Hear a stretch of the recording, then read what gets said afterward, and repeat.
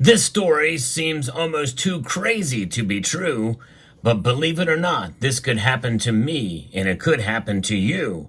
About a man who was duped into buying gold to a scammer who was not all that old. I'll explain the details and where we stand in this story as we explore.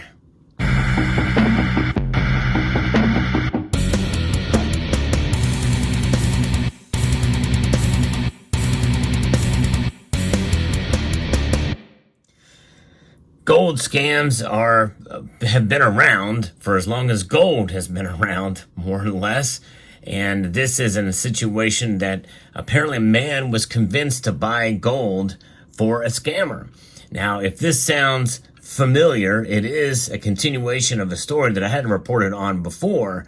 But there's a valuable lesson that we can learn from here. Don't think that something that's so trivial and so obvious could not happen to you. So I want to put that out there so that people understand that some of these scams, they're really elaborate. And with technology these days and artificial intelligence and all the rest, I think they're going to be more elaborate. And they can maybe try to convince you to doing things that you would not normally do. And I'll explain how that could happen as well as we move on in this video. But I'm going to be reporting an update to the story from WWLP.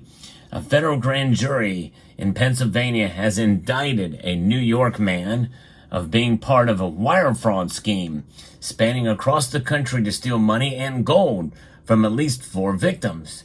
The United States Attorney's Office for the Middle District of Pennsylvania announced that 39-year-old Kuldeep Jaggi of Huntington Station, New York, was indicted on conspiracy to commit wire fraud and allegedly scammed a Pennsylvania man out of tens of thousands of dollars in gold. Yeah, that's right. Hard to believe, but that's exactly what happened. The scheme involved using a pop-up window on a person's computer that was infected with malware and giving them a number to call to get it removed. The person taking the calls would then pose as a government agent or employee who would tell the victim their computer was used to commit crimes and they would be charged. Additionally, victims were allegedly told they would have to hand deliver cash or gold to get their malware removed. Now, there's a lot of red flags with that, or that most of us would not fall for. But if you're an older gentleman, well, it would make sense. You know, you're on the heat of the moment. You may not be thinking clearly. It's an emotional thing, and that, you know, and you're being charged from the government to do that, and you want to and you're being told to hand deliver cash or gold. You just want to get it taken care of. Now, that line of thinking, that's a massive jump to make such an assessment, and most of us would probably see that and not comply, or at the very least, we just hang up the phone. But so this is fairly obvious, but if you're not as familiar with how things work, then it may not be so obvious to others. And Jaggi was named as one of the actors who would collect the funds, even allegedly taking $64,000 in gold from a Harrisburg, Pennsylvania man between September 26, 2023 and October the 3rd, 2023, and another $129,000 from one victim each in Massachusetts, Idaho, and Texas. So think about that. Somebody bought $64,000 worth of gold, and I think it was mainly in the form of bars, like what you see here, a different kind of gold bars, but there may have been coins in it as well too.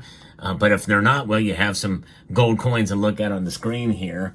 Jaggi now faces up to 20 years in prison, supervised release, a fine, and a special assessment if convicted, with the actual sentencing being based on federal sentencing guidelines and statutes.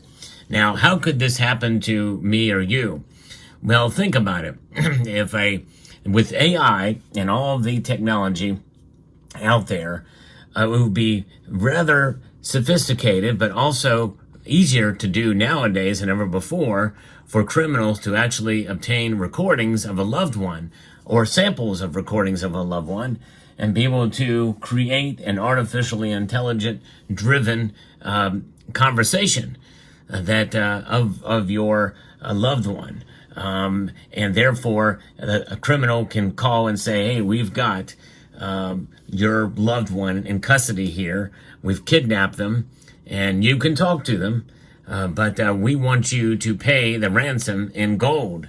And you probably would do it to get your loved one back. Think about it. They would tell you that you cannot access or hang up this call to call your loved one. And so you're put on the spot. And if you disconnect the call, well, they're going to die or something like that. That kind of scam has been going around, and some people still may not know about it. But how do you verify it? How can you do something very, very quickly to be able to tell whether or not your loved one is alive, especially if it's a child or a parent that he has left the home and you're not in contact with him daily, or what have you. You cannot, take the time to maybe text them or what have you, or they may say they can be able to tell if you're texting while you're on the phone, that type of thing, or emailing. Of course, email is not going to be as answered as quickly to be able to tell whether or not it's the genuine article. And of course, being flustered at the activity, it makes you wonder, how do you know this? So what I would suggest to do is to set up a safe word with your loved one, whether it be a parent or child or what have you, and they must say the safe word in the conversation so that it's them. And artificial intelligence won't be able to gather that because it's something that would be unique and something familiar with only the two of you. And you have them say that safe word, a word that maybe even is something that is not necessarily in the English language or so far removed from the conversation, like, something like railroad or Nuremberg or some word that is not so familiar with the conversation. And if they know that word and you set that down, write it down on a piece of paper or what have you, or they just have it in their memory next time you're together, make sure you've obviously, probably a good idea to put your cell phones down, walk into another room to be able to have that safe word, just to be careful and clear. But that is how it could happen potentially. So this video serves as a warning, that, don't think it can't happen to you, but guard yourself just in case. So if they say, well, we want gold, we want you to buy gold or procure gold on our behalf in order to do this, to make this transaction happen, well, there are things you can do to try to rest assured. Now, again, who knows what other things may be utilized, by the way, too, to try to trick you into doing it, to coerce you into doing it. So think about other possibilities, especially with related to technology, hacking, that type of thing, ransomware. There's all different kinds of things that could be done to try to get you to do it. Criminals are out there. This is why it's always good to be safe with regards to your personal safety, which is the first and foremost and most important thing, obviously, but also your valuables. You worked hard to be able to attain your valuables, which includes gold. But criminals understand the value of gold too. Criminals are not stupid. Many of them are not stupid. Some of them are.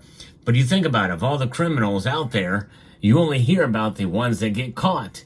And then they say crime doesn't pay. They're stupid. Well, it does pay. It most certainly does pay, or people wouldn't do it. So you have to be extra diligent. And that's what I want to communicate to you, because you work hard for security and safety. And, with gold, we have the safety of protecting ourselves against an ever-inflating dollar, and that we're being robbed blind by the Federal Reserve System and by the government. So this is why we're holding gold, because gold preserves wealth. It does not have an agenda. It does not have a political affiliation. It is inert. It does not react. In the hands of a criminal or in the hands of you, gold cares not. And so therefore, keep it in good hands, in your good hands, and don't be a victim. And so that's my advice to everyone here watching this video right now. Be extra diligent, be extra careful out there.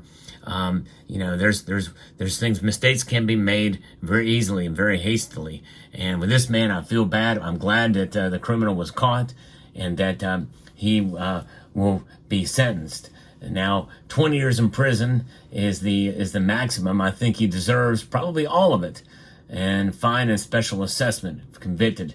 The actual sentence being based off the federal sentencing guidelines and statutes. We'll see how that plays out for him. But it's a very interesting story. Now, any time that gold is mentioned in the news is a good thing because it brings awareness to its value, and people start to research and dig around and see that gold is indeed a store of value and outside of the dollar. And we see what's happened with the dollar, and we see what's happened with gold over the years. Gold really speaks for itself in that regard. It's just a matter of people finding out and recognizing it and taking advantage of the massive value packed in a small space. So let me know what your thoughts are about this video. I hope you found this information insightful and informative and educational. I would like to extend a multitude of gratitude to each and every one of you for taking the time to watch, and to encourage you to please rate, share, comment, and subscribe.